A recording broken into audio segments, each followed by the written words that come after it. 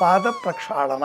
నలచక్రవర్తి సాయంత్రం వేళ లఘుశంకకు వెళ్లి వచ్చిన తర్వాత, వాష్రూమ్ కి వెళ్లి వచ్చిన తర్వాత కాళ్ళు కడుక్కోకుండా ఆచమనం చేసి కలిదోషం ప్రవేశించడంతో జూదమాడాడు, అన్నీ పోగొట్టుకున్నాడు, ఇల్లాలని పోగొట్టుకున్నాడు. కర్కోటకుడి చేత కాటు పొంది రూపం రంగు మారిపోయి బాహుకుడిగా ఎవరి వద్దో ఊడిగం చేయవలసి వచ్చింది. పాద ప్రక్షాళన తప్పనిసరి. అయితే ఎప్పుడు లఘుశంక, దీర్ఘశంక, wash room, paper room, powder room ఇలా వాడినప్పుడు మాత్రమే కాళ్ళు కడుక్కోవాలి. లేదా బయటికి వెళ్ళి వచ్చి ఇంటిలోనికి వచ్చే ముందు కాళ్ళు కడుక్కొని ఇంట్లోనికి రావాలి. పాదాలను ఆశ్రయించి బ్యాక్టీరియా, ఫంగస్, శని సమస్త దోషాలు ఉంటాయి. కాళ్ళు కడుక్కొని ఇంటిలోనికి రావాలి. అయితే ఆలయానికి వెళ్ళామండి, ఇంటికి ఆలయానికి దూరం.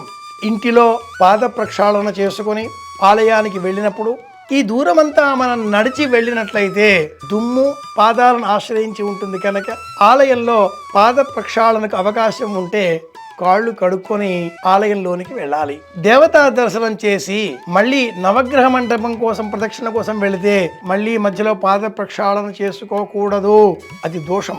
ఆలయం నుంచి తిరిగి ఇంటికి వచ్చిన తర్వాత ఇక్కడ పాద ప్రక్షాళన చేసుకోకూడదు.